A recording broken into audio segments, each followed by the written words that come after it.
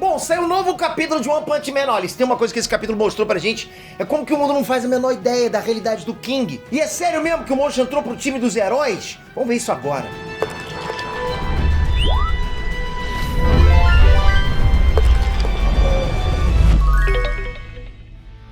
Ernesto Specter aqui, e tá bom pra caraca, não tá, galera? Pô, vocês estão curtindo? Saiu o capítulo 192 de One Punch Man, a gente tá mantendo a tradição de sempre trazer pra vocês análise aqui no canal, né? Mas de antemão, hoje eu digo pra vocês que não aconteceu nada demais nesse capítulo. Na verdade, ele foi um baita de um alívio cômico. Não teve nada sobre o Dr. Mofoy, nada sobre o grupo Tsukuyomi. Na verdade, a história toda se focou no King tentando resolver o problema dele. E aí, terminando com uma conversa entre a Fubuki e o Saitama. Ok, esse é o resumo, né? Mas alívio cômico é bom exatamente porque ele alivia a tensão que vai se acumulando, né, depois de tanto drama. É tipo quando eu fico nervoso, quando eu penso que você pode acabar não mandando aquele like, né? Mas quando eu vejo que você manda, eu fico sempre com alívio, dá um alívio, né? Então, pô, muito obrigado. Bora pra análise agora. Você, ó, casca grossa demais. Só desejo pra você que chakra, nem. Faltou algum? Ou se for lembrar aí. Bom, antes da análise em si, eu gostaria de destacar aqui uma coisa que pra mim foi fenomenal. A capa desse capítulo, Saitama malhando com 2 facas em buraco negro e com a seguinte frase escrita na capa: os limites não são definidos por mim. Eu sei que isso não quer dizer muita coisa, mas essa frase aí faz muito sentido.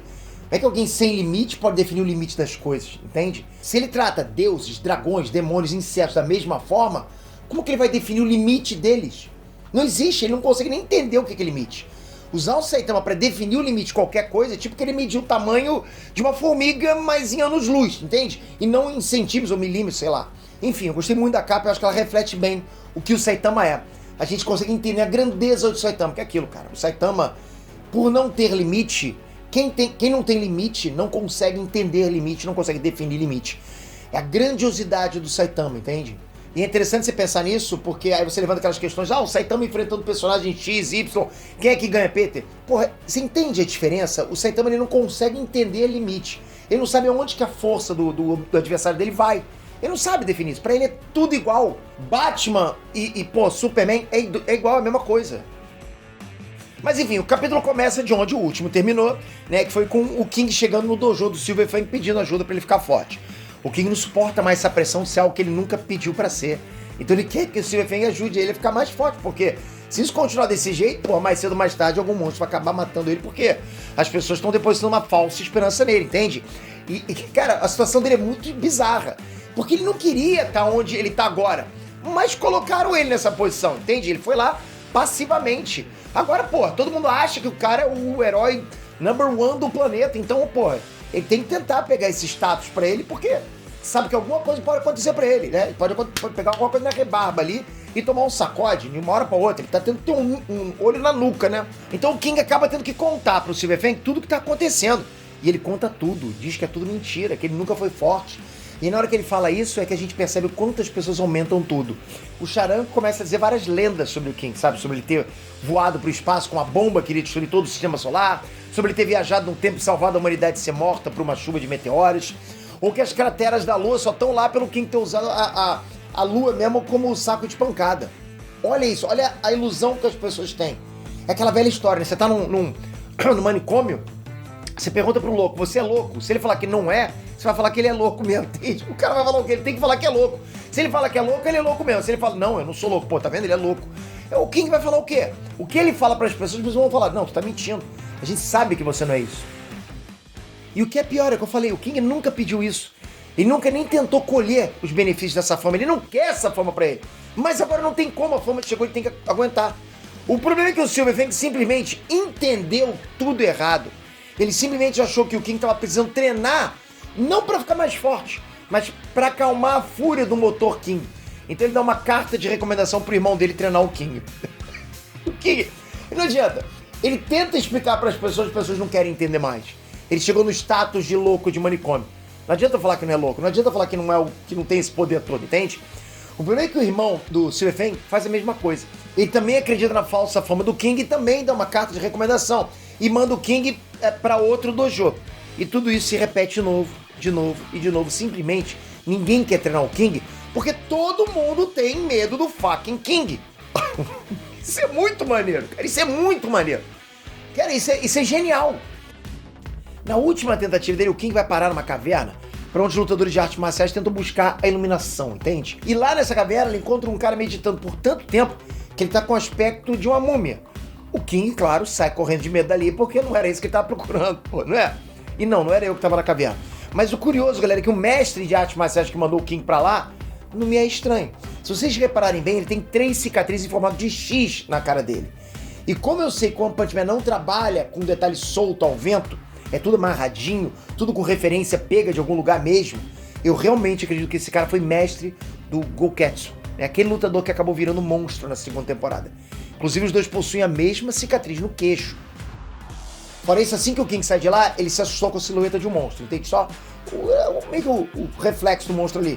E quem acompanha o mangá com a gente sabe que esse monstro é a Manaka. Aquela monstrinha que ficou amiga do Saitama e do Flash. E que bom que ela tá viva. Mas pelo visto ela tá escondida porque se qualquer herói achar ela, ela pode acabar morrendo. O herói pode acabar matando ela. Enfim, depois de rodar por vários dojos durante todo o dia, o King só podia recorrer a uma pessoa. Você sabe quem, né? A única pessoa que sabe realmente o segredo dele. Saitama. Porra, galera, imagina isso. Eles ficam jogando videogame enquanto o King desabafa, fala tudo, né? Não importa o que ele faça, ele simplesmente não consegue desfazer essa mentira. Não dá, essa mentira impregnou de tal forma que se ele falar que é uma mentira, ele é um mentiroso. Mas o curioso disso tudo é que a única pessoa que podia ajudar ele a desfazer essa mentira tá ali do lado dele.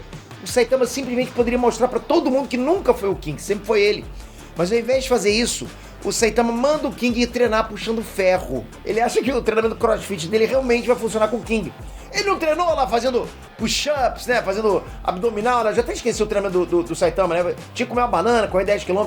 Pô, se funcionou pra ele, por que não vai funcionar pro King? Já pensou? Já pensou se o King quebra o limitador? Porra, galera. Isso ia ser bizarramente maravilhoso, né? Bom, depois disso a campainha do apartamento dele toca. E quem aparece lá é a Fubuki, mais uma vez tentando recrutar o Saitama pro time dela, né? E ela faz isso oferecendo uma caixa de carne de primeira qualidade. Porra, senhora, isso é um bifão lá, né? E só quem acompanha o mangá sabe que isso realmente é uma referência a um capítulo da 3ª temporada.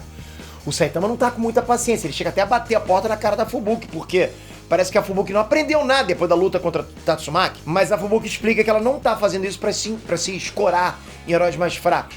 O que ela quer é que todos os membros do grupo Fubuki subam pra classe A junto com ela. Só que na hora que ela explica isso, o Rover pula em cima dela e pega a caixa de carne que ela tava dando pro Saitama. A Fubuki se assusta, né? Primeiro porque o cão tem 6 olhos, e segundo porque ela tem a impressão de já ter visto ele.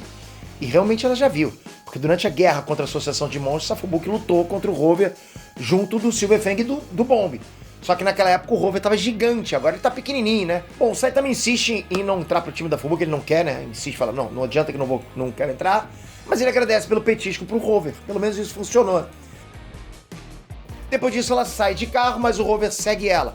E mesmo com o carro a 100 km por hora, ela não consegue despistar o Rover.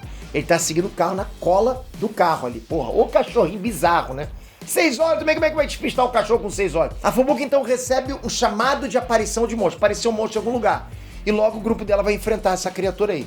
Esse monstro é uma planta carnívora gigante que, pra variar, o grupo da Fubuki falha miseravelmente conseguir encarar ele. Mas como quem não quer nada, o Rover simplesmente oblitera esse monstro com uma rajada de energia da boca. Tinha que recrutar um cachorro, concorda? Saitama não quer, manda o cachorro, eu pago o cachorro com carne. Aí depois disso a Fubuki adotou o Rover como parte do grupo Fubuki, finalmente, né?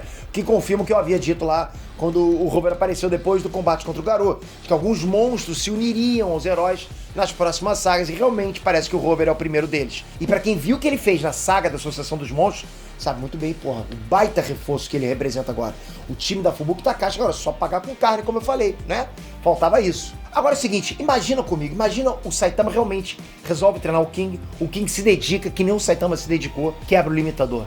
Eu sei que eu tô viajando, mas, pô, já pensou se isso acontece? Não seria bizarramente maravilhoso ter o King agora como rival, não rival, né, mas paralelo ali ao Saitama? Eu acho que isso não vai acontecer, porque tem que ser o One Punch Man, é o cara. Não pode ser mais de um, não é One Punch Man, né? Não é isso. Então, acho que seria bacana demais ter, porra, pelo menos essa viagem aqui. Vocês gostariam que o King se tornasse, quebrasse o limitador? Ou pelo menos alguém quebrasse o limitador pro Saitama ter uma luta gostosa e não tão tediosa como ele acha?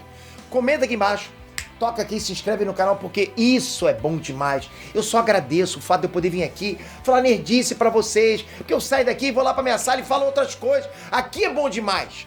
Obrigado de coração por isso. Espero você no próximo vídeo. Valeu, galera. Fui!